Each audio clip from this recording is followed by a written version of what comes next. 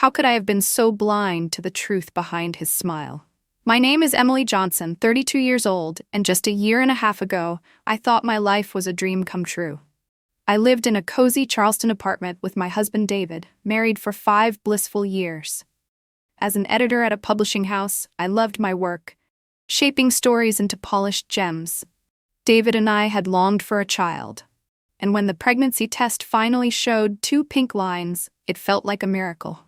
We spent evenings planning nurseries, picking names, our hands intertwined with hope. But a shadow loomed. David's mother, Linda. From the start, she made it clear I wasn't good enough for her son. Not pretty enough, not rich enough, not ambitious enough. Her sharp comments about my cooking or ironing stung, leaving me in tears after every visit. David always defended her, saying I misunderstood her care. I learned to smile through the barbs, seeing her less often, though David visited her weekly, their bond a quiet worry I pushed aside. Now as I type, my fingers tremble. The weight of what I've carried pressing against my chest like the humid Charleston air tonight, thick with secrets yet to unfold. The joy of pregnancy smoothed over those cracks at first. Linda's sudden warmth surprised me. She called, asked about my health, offered help. David said she was thrilled to be a grandmother, and I believed him, hoping we might finally connect. My pregnancy was smooth, with only mild morning sickness and anemia, nothing serious, the doctors assured. I worked until my 6th month, then took maternity leave, savoring the anticipation. David was attentive, helping with chores, though he began missing doctor appointments, citing work. I brushed it off, focusing on our growing family. By my 7th month, I was swollen and tired, but excited for my cousin Sarah's birthday party at a cafe nearby. Sarah begged me to come, eager to see my belly, and David insisted we go. The small gathering buzzed with family and friends, but I felt off, barely eating, avoiding even the non-alcoholic champagne. David sat beside me, engrossed in his phone, smiling at messages I assumed were from work or Linda. 2 hours in, dizziness hit, black spots clouding my vision. I whispered to David that I needed to go home. He brushed it off. Wait for the cake, he said. In the bathroom, I clung to the sink, splashing cold water on my face, breathing deeply as prenatal classes taught. It didn't help. My legs wobbled as I returned, pleading with David again. Annoyed, he apologized to the guests and we left. Outside, the cool evening air briefly cleared my head, but nausea surged in the taxi. I don't recall the ride, only the struggle up our stairs. The elevator was broken. On the 3rd floor, I swayed, gripping the railing. Emily, you're fine, just tired, David said, rolling his eyes when I begged for an ambulance. Then the intercom buzzed. Linda, stopping by unannounced. She found me on the couch, eyes closed, and scoffed. Feeling sick again? Pregnancy isn't an illness, Emily. I worked until I delivered David. I had no strength to argue. David told her about the party, my request for help. Linda dismissed it. An ambulance? You'll waste the doctor's time. Just give her calming drops. David obeyed, fetching them from the kitchen. Linda leaned close, her voice low and venomous. I know what you're doing, Emily, manipulating my son with this pregnancy. It won't work. I wanted to retort, but a wave of numbness hit. My limbs felt heavy, darkness swallowing me. The last thing I heard was Linda's voice. Don't, son, she's pretending. When I woke, a cracked hospital ceiling greeted me, the air sharp with disinfectant. An IV dripped into my arm and a monitor beeped, tracking 2 heartbeats. Mine and the baby's, racing too fast. Fear gripped me. A kind nurse appeared, urging me to stay still. You're in the county hospital, maternity pathology ward. The ambulance brought you in, preeclampsia, high blood pressure, serious condition. My baby was hanging on, but we needed rest. David wasn't there. My cracked phone showed his messages. Emily, how are you? Mom says you need rest, no visitors. Anger and hurt churned inside me. He'd left me alone. Listening to Linda again. The hospital room felt like a cage, its sterile walls closing in, whispering the betrayal I couldn't yet name. An hour later, the doctor arrived, a plump, middle-aged woman with short hair and kind eyes that seemed to see right through my confusion. She introduced herself as Dr. Reyes and explained my condition in detail.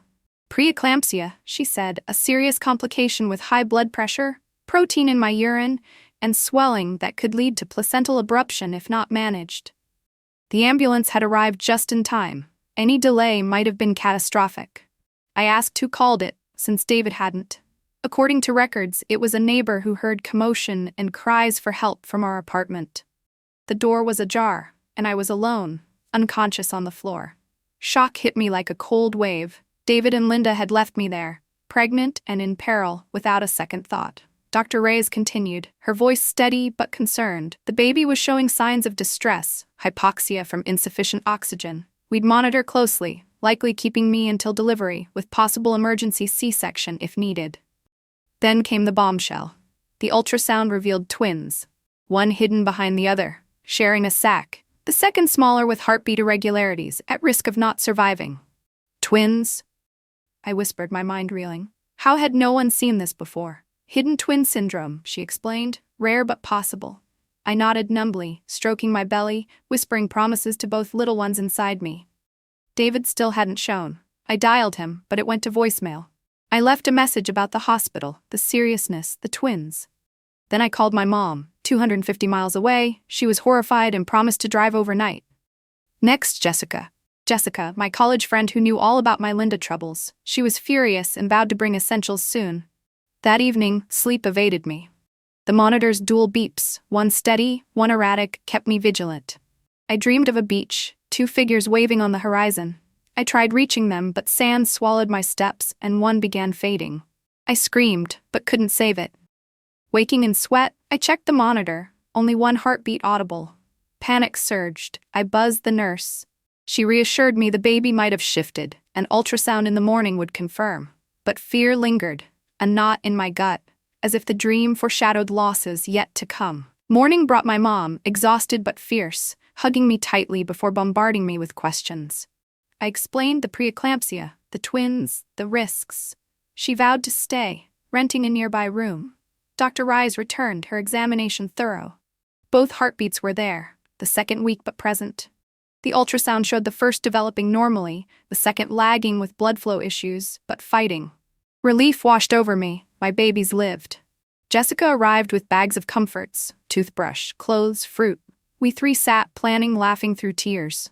Mom would help post-birth. Jessica promised daily visits. But David's silence gnawed at me. No calls, no texts, as if we didn't exist. That evening I tried him again. He answered, voice distant. Busy with work and Linda ill, he claimed. I bit back anger, remembering no stress. Calmly, I detailed the preeclampsia, the twins, the dangers.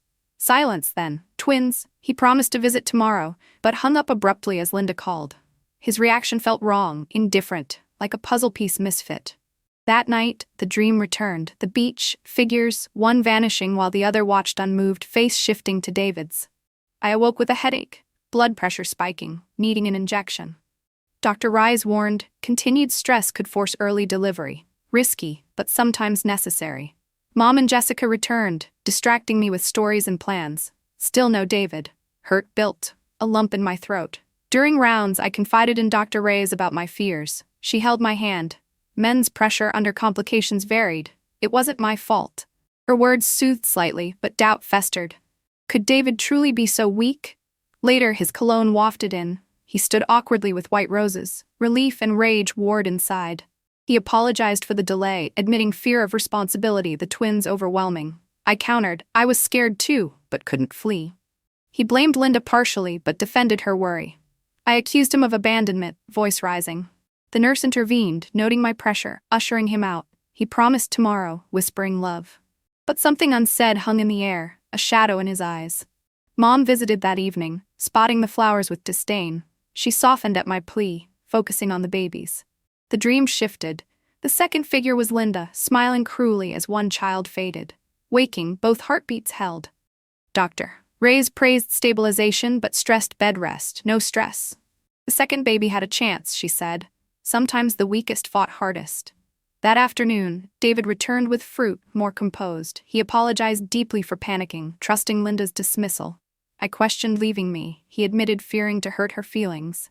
Despair in his voice, he vowed change for us. I felt a mix, anger, pity. Forgiveness might come, but forgetting? No, focus on babies now. He kissed my forehead, leaving with love professed. The nurse noted improvement in the second baby's readings, a small victory. Mom and Jessica brought soup, salads, magazines. I checked emails idly, spotting an odd deleted one from David. recalling he'd used my laptop months ago, forgetting to log out. Opening it, my world tilted. The email wasn't meant for me, but there it was, sent 3 months ago when I was 4 months pregnant, a time when David and I were dreaming up nursery themes and baby names. "Dear Anna," it began, words that sliced through me like a knife in the quiet hospital room. He couldn't stop thinking about her after their last meeting, how right it all felt. He admitted being cruel to me, but couldn't tell the truth now. Not while I was pregnant. It would destroy me. He'd spoken to his mom. She advised staying until the birth, ensuring the baby was fine, then he could be with Anna. He loved her more than life. Kisses, your D. Betrayal crashed over me, cold and unrelenting. David cheating, Linda knowing and approving, plotting to keep me in the dark until after. My hands shook as I reread it. The monitor's beeps a frantic underscore to my pounding heart. This explained his distant tone, the skipped appointments, the smiles at his phone. Our life a facade, built on lies, while I carried his children. I needed someone wise, not Mom or Jessica, they'd explode. I buzzed for the nurse, asking for Dr. Reyes. She arrived quickly, concern etching her face. I showed her the email. She read it, sighing with sympathy. As a woman, she said, men could be weak and cruel, but right now, focus on the babies and me.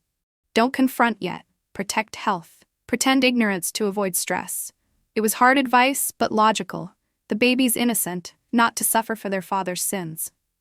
She gave me a sedative, staying until sleep claimed me.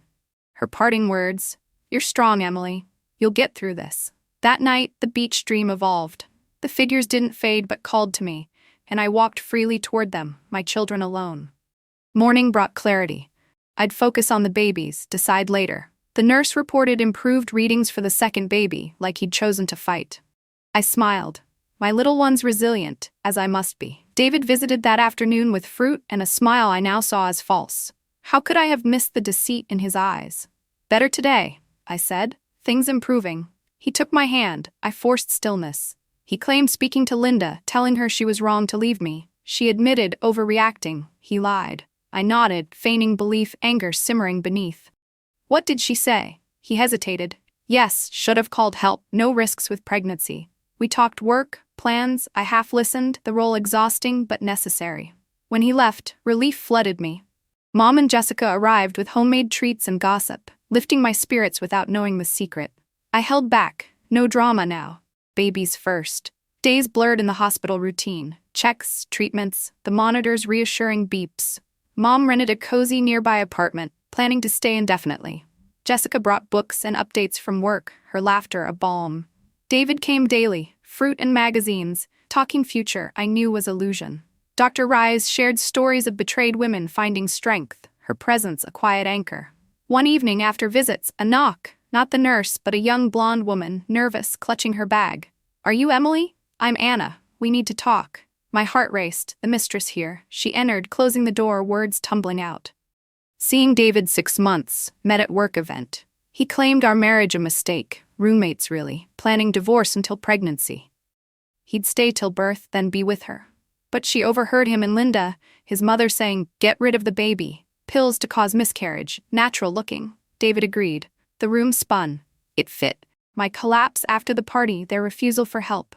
They knew, had caused it. Anna broke it off, then heard of my hospitalization, fearing they'd acted.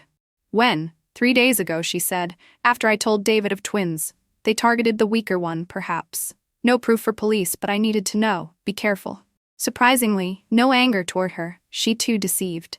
"Thank you," I said. "I knew of you from the email, but not the plot." Now it made sense. What would she do? "End it with him," she vowed. She left her number, offering help, slipping out quietly. Alone, fear gripped anew. If capable of this, what next? I buzzed for the on-duty doctor, a young man. I spilled everything. "Serious accusations," he said. "Poisoning, attempted murder. No proof but Anna's word and my sudden illness post-gathering." He suggested blood tests for miscarriage-inducing drugs. I agreed, a chance for evidence. He drew blood, results tomorrow, advising secrecy even from Mom, Jessica. Fewer knew, safer for us. That night, sleep fled. The monitor's dual rhythms a reminder of lives nearly stolen by selfishness. Morning, the doctor whispered during rounds, traces of misoprostol causing contractions, miscarriage and complicated pregnancies. Low dose, but present. Medically, continued treatment, it was clearing. Legally, police possible. evidence preserved. But wait till after birth, 2 weeks, drug gone, but results saved. I nodded. Compromise, no stress now. Be careful, only hospital food or from Mom Jessica. I'd already started that instinctively. After he left, I pondered the ruins, love, marriage, plans, all lies evil lurking beneath. David arrived with fruit, juice, smile. Fine, improving, I said. Pressure stable, baby's better, especially the second. Disappointment flickered in his eyes. Good, he murmured. Discharge when? Not yet, till delivery, risks high. He nodded, almost pleased. Offered fruit juice for hemoglobin. Can't. I lied. Doctors banned non-hospital food after pressure spike from grapes. He questioned but took them back. We chatted mundanely. I hid knowledge.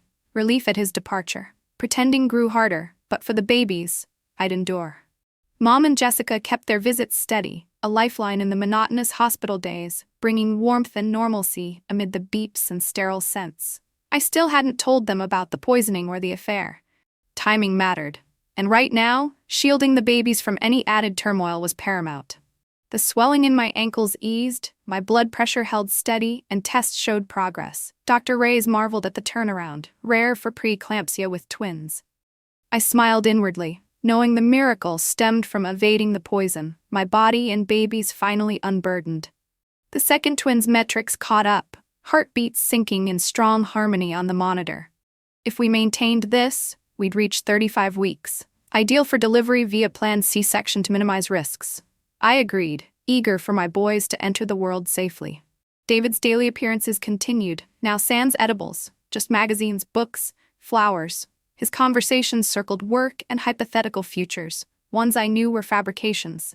I nodded, smiled, the trusting wife act wearing thinner each time, but necessary. One afternoon he arrived not alone.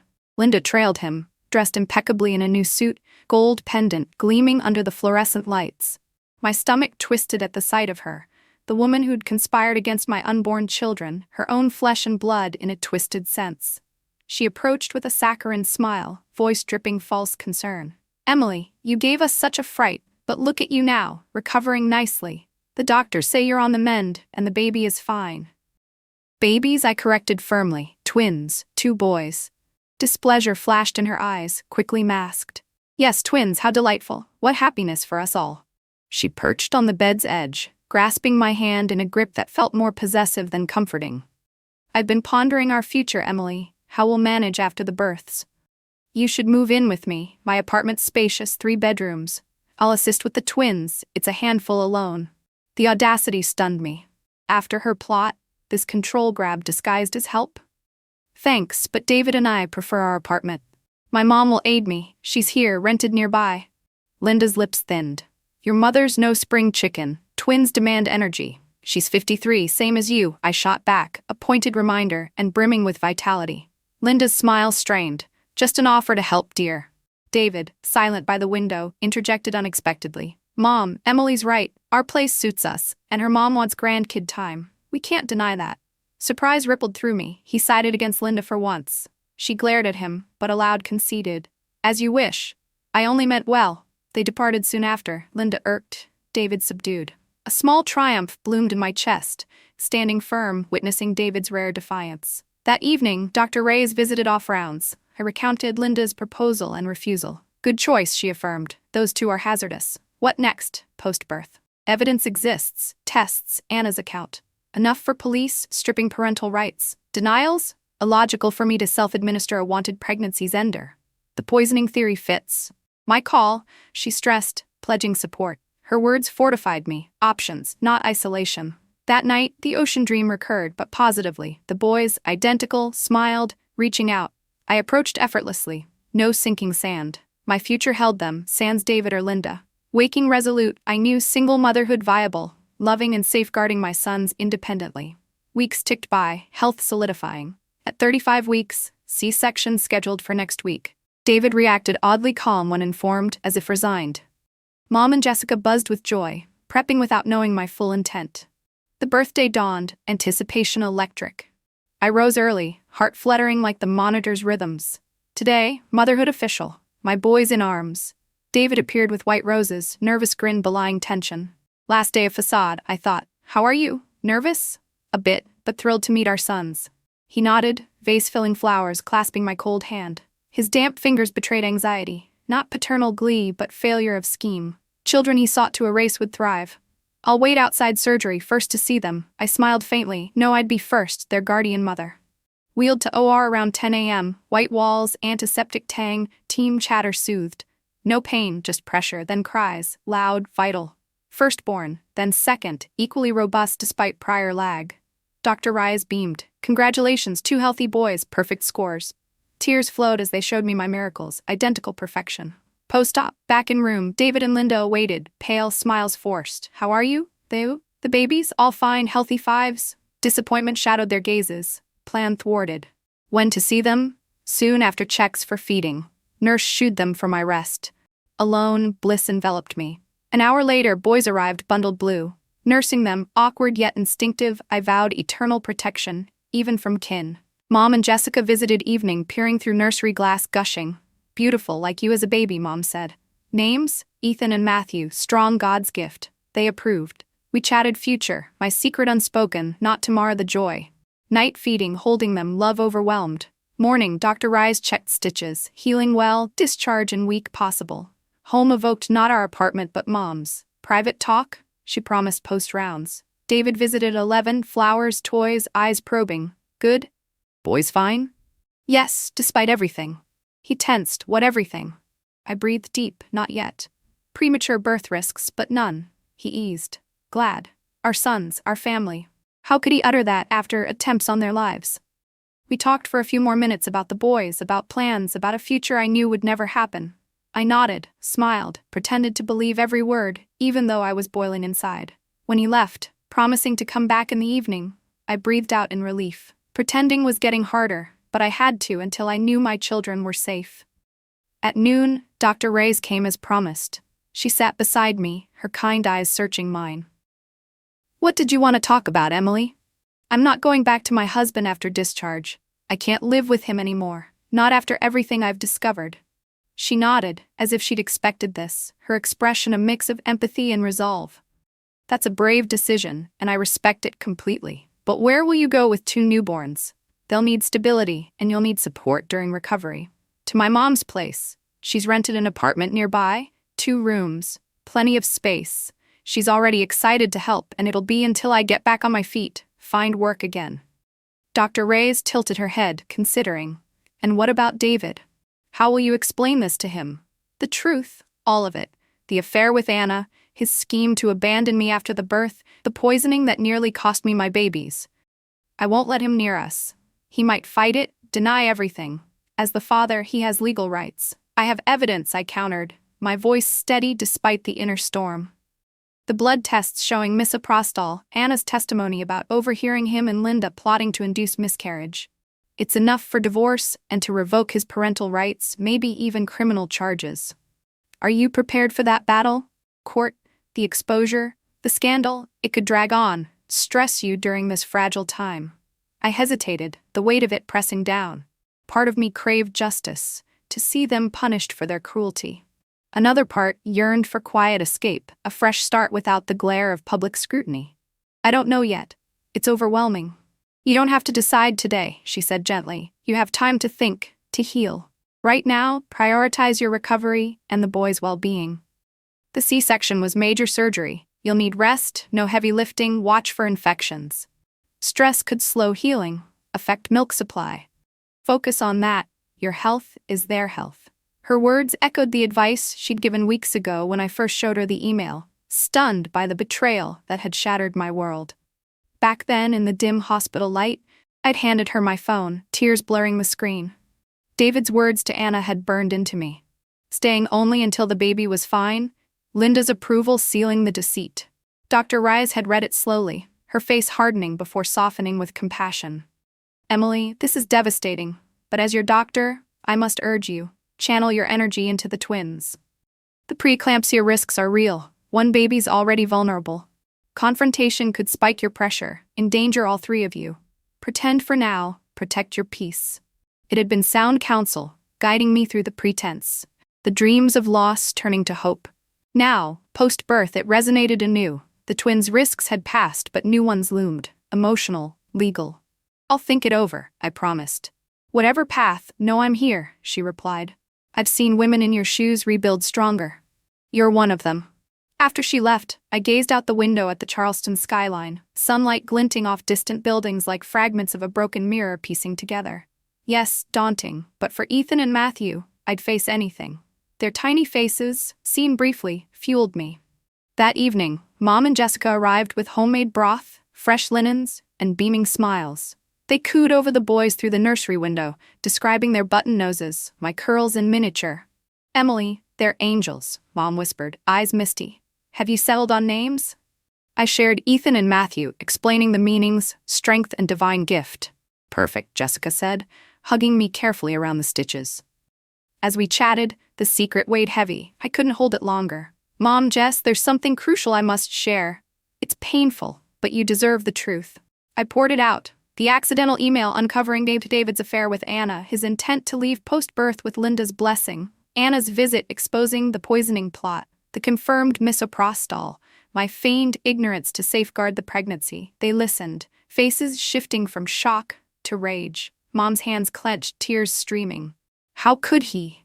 That monster and his mother, plotting against innocence. Jessica's eyes blazed. He must pay. They both should face consequences for attempted murder.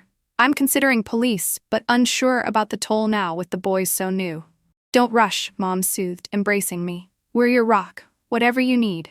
Yes, we'll shield you and the little ones, Jessica vowed. No one like that nears them.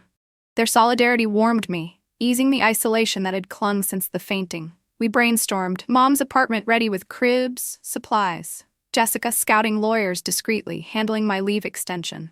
As they left, promising tomorrow's return, calm settled. My circle strong, unlike David's tainted one. Night brought the boys for feeding, their warm weights in my arms a balm. I whispered promises of safety, love unending. David returned alone, sans Linda, fake cheer masking unease.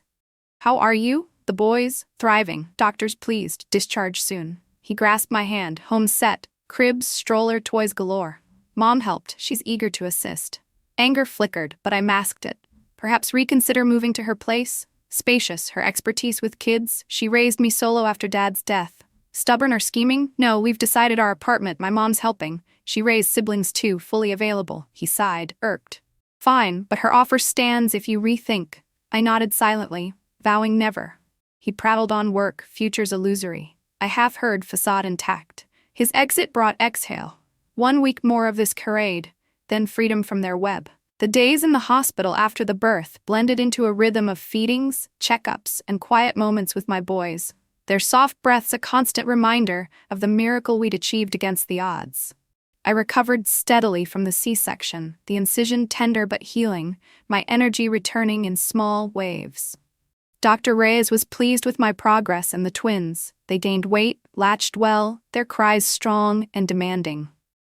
Learning to care for them both at once was a challenge, but the nurses guided me through tandem nursing, diaper changes, and soothing techniques, their patience a godsend. Mom spent hours each day holding one while I fed the other, her stories of my own infancy weaving a tapestry of generational love.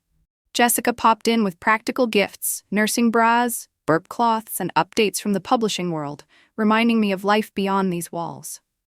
Their presence fortified me, a buffer against the encroaching reality of what lay ahead. David's visits persisted, a daily intrusion I tolerated for appearance's sake, though each one tested my resolve. He brought stuffed animals, onesies, his smiles increasingly strained as if sensing the shift in me. We'd discuss the boys' milestones, their first baths, tiny grasps, but his eyes darted, avoiding deeper connection. One afternoon, Linda accompanied him again, her perfume cloying in the confined space, her gaze lingering on the nursery door with a hunger that chilled me.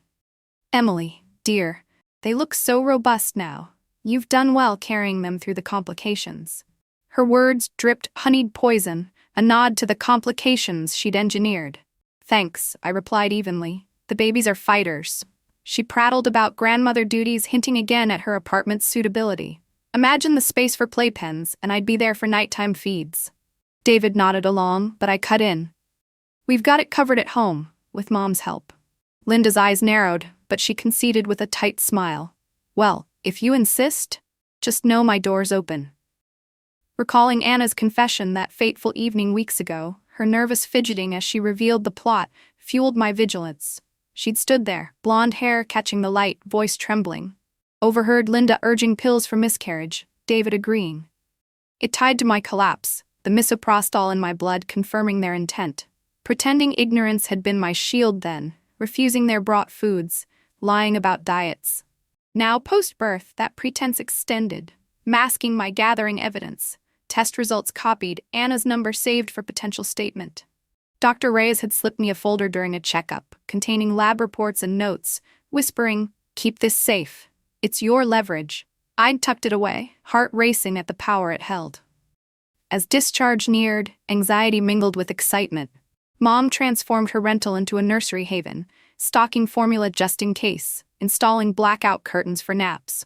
Jessica researched custody laws, connecting me with a discreet family attorney via email, outlining steps for divorce and restraining orders. We three huddled one evening, mapping the confrontation. On discharge day, reveal all, present proof, demand they vanish. If resistance, police, it terrified me. The fallout, possible court. But for Ethan and Matthew, sleeping peacefully in their bassinet, I'd summon the strength. Dreams returned, not of loss, but victory. Walking the beach with my sons, their laughter echoing, no shadows pursuing. David sensed the undercurrent, his questions probing. Any second thoughts on Mom's offer? Her experience could ease things. No, firm as ever. He sighed but pressed no further, perhaps suspecting but unwilling to probe. Linda's solo visit one day amplified the tension. She arrived with knitted booties, cooing falsely. "These for my grandsons." "When can I hold them?" "Nurses say family only," I demurred. Her face hardened. "Emily, we're family, blood ties and all. Not after what you've done," I thought, but aloud. "Soon, perhaps." She left frustrated, muttering about ungratefulness. Relief washed over me, another day navigated. Final checks approached. Dr. Ray's signing off. "You're ready, Emily. Remember, rest, no stress. Call if needed." I nodded, gratitude swelling. Without her counsel since the email discovery, the sedative nights, the strategic advice, I might have crumbled. Now, empowered, I awaited the end. The boys thrived, their identical features, dark curls, button noses, a mirror of hope. Feeding them that last hospital night, I whispered, "Tomorrow a new chapter, safe with Mommy." The monitor's absence felt strange, but their heartbeats echoed in mine, unbreakable. Discharge day arrived with a mix of nerves and exhilaration. The hospital room buzzing as nurses finalized paperwork and instructions for home care. Dr. Reyes stopped by one last time, her smile warm as she reviewed my vitals and the boys' charts. "You're all set, Emily. Remember, gentle activity only, plenty of fluids, and call if fever or unusual pain arises. The twins are stars, keep up the feedings, monitor diapers." She hugged me lightly, whispering, "You've got this." Strength like yours is rare. Gratitude swelled. Her guidance had been my lifeline through revelations and recovery. Mom and Jessica appeared early, arms laden with outfits, the new double stroller, and excited energy. We dressed Ethan and Matthew in matching blue onesies, tiny hats atop their curls, bundling them against the spring chill. I slipped into comfortable clothes, the first non-gown in weeks, feeling reborn yet vulnerable, stitches pulling slightly. Jessica snapped photos, capturing the moment, our little family unit, ready for the world. As we packed, footsteps echoed. David entered, bouquet of white roses in hand, smile faltering at the scene. "What's this? I thought we'd head home together." Taxi's waiting. His eyes flicked to Mom and Jessica, then the stroller, confusion morphing to suspicion. I glanced at my support, drawing breath. "David, we need to talk." "Seriously," he frowned, setting flowers down. "About what? Everything okay?" "No, it's not. I know it all, the affair with Anna. Your plan to stay only till birth, then leave. The poisoning with misoprostol to force miscarriage. Linda's role in it, advising, plotting. You both tried to kill our babies to free you." He paled, stepping back, voice a whisper. "Emily, that's crazy. Postpartum hormones or something. Don't lie. Proof exists. Blood tests confirming the drug. Anna overhearing your phone call with Linda 3 days after twins news, detailing pills for natural loss. Enough for police. Charges, attempted murder, endangering me and unborn children." Mom stood firm beside me, her voice steel. "Emily and the boys come with me. You and your mother stay away. No contact, no interference." "You can't," David stammered. "They're my sons. I have rights." "Rights?" Jessica interjected sharply. "What rights for a man who schemed their death?" Morally bankrupt, legally too once this surfaces. David clenched fists, denial cracking. You can't prove a thing. Fantasies. I retrieved the folder from my bag, Jessica's lawyer friend, having notarized copies discreetly. Here, labs, Anna's sworn statement, timelines matching my collapse post-party where you both were. Emails too, your love notes to her, Linda's approval. I'll use it if forced, if you contest. Prison for you both possible. He scanned pages, face draining of color, realization dawning. Fear raw in his eyes, the predator cornered. Bluffing, he muttered weakly. No one believes this. Try me, I said, voice unwavering. Leave now, forever. No near my children. He lingered a moment as if words bubbled, then deflated. Fine, you win. But you're robbing them of a father who loves them. Bitter laugh escaped me. Love? From the man who poisoned their mother? Go, David, never return, neither you nor Linda. He turned, shoulders slumped, exiting the room, our lives. The door clicked shut, a chapter ending. Exhale escaped, the burden lifting. Lies, fear, facade gone since that email's sting. Anna's truth, tests confirmation. Mom enveloped me in a hug. Proud of you, sweetheart. So strong. Jessica squeezed my arm. That's it. Free now.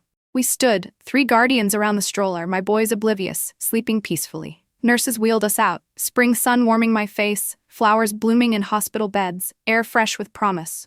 Taxi waited. Mom secured the car seats. I slid in beside, hand on hers.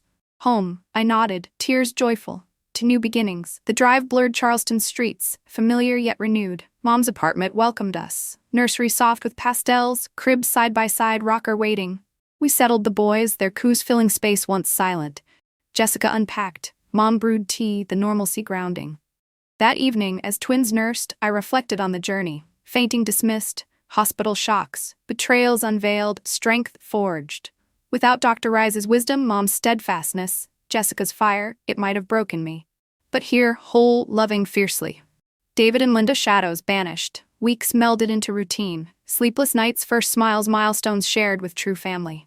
No police yet, peace prioritized, but folder safe, insurance. Work emails hinted return, editing from home possible. Life rebuilt, brick by brick. A year has passed since that spring day when I stepped out of the hospital into a world reborn. My twin boys nestled safely in their stroller, the weight of betrayal finally shed like an old skin. Ethan and Matthew are toddlers now, their first steps wobbly adventures across Mom's living room floor, their babbling words a symphony that fills our home with joy. Mom's apartment has become our sanctuary, the 2 rooms expanded by love into a vast playground of discovery. Cribs pushed aside for playmats, walls adorned with finger-painted masterpieces. She dotes on them endlessly, her energy boundless at 53, baking simple cookies for tiny hands, singing lullabies from my childhood. Jessica visits often, her office tales interspersed with tickle games, her legal savvy having secured a quiet divorce, assets divided without fanfare, David's rights severed based on the evidence we held, but never fully unleashed. I chose not to pursue charges, opting for peace over vengeance, the folder locked away as a silent guardian against any future shadows. Work welcomed me back part-time, editing manuscripts from home, the flexible hours allowing me to balance motherhood with career, words flowing easier now, infused with the resilience I've earned. Charleston feels different, walks along the harbor with the boys in their double stroller, the salty breeze carrying whispers of renewal. Dreams of the beach persist, but now we 3 stroll hand in hand, waves lapping gently, no figures fading, only endless horizon ahead. Reflecting on David, the man I loved for 5 years, brings a pang, not of longing, but sorrow for what could have been. His betrayal, the affair, the poison, Linda's cruel orchestration, shattered illusions, but in the ruins, I found unyielding strength. Where is he now? I neither know nor care. Occasional rumors via mutual acquaintances paint a lonely picture, but he's past, irrelevant to our bright present. The boys resemble me more each day, their curls, their curious eyes, though traces of David linger in smiles, a reminder of biology, not destiny. I've taught them early about love's true forms, Mom's hugs, Jessica's laughter, the quiet bonds that endure. No bitterness taints our days, instead gratitude blooms for the support that carried us through. Dr. Raya's wisdom, Anna's brave confession, the neighbor's timely call. Without them, the story might have ended differently. But fate wove a tapestry of survival. Evenings, as twins drift to sleep, I watch their chests rise and fall. whispering promises of protection, adventures ahead. This path, chosen in pain, led to profound happiness. A life rich with authentic connections, free from deceit. In the quiet hours, as moonlight filters through the curtains, casting soft shadows on the nursery walls, I often sit in the rocker, a cup of chamomile tea warming my hands, listening to the gentle rhythm of their breaths. The chaos of those hospital days fades like a distant storm, leaving behind a serene landscape where healing has taken root. Ethan and Matthew, my strong gifts, have taught me the depth of a mother's heart. Unbreakable, expansive, forgiving in its own time. Mom joins me sometimes, her presence a comforting anchor, sharing stories of resilience from her own life, reminding me that strength is inherited, nurtured through trials. Jessica's calls bring laughter, plans for park outings, weaving a network of care that sustains us. The betrayal, once a sharp wound, has softened to a scar, a testament to growth rather than defeat. As the clock ticks softly, I lean down to kiss their foreheads, the scent of baby shampoo lingering like a sweet promise. Life unfolds gently now, each day a whisper of possibility, of love rediscovered in the simplest moments. And in this hush I find peace, knowing we've emerged whole, ready for whatever dawn brings.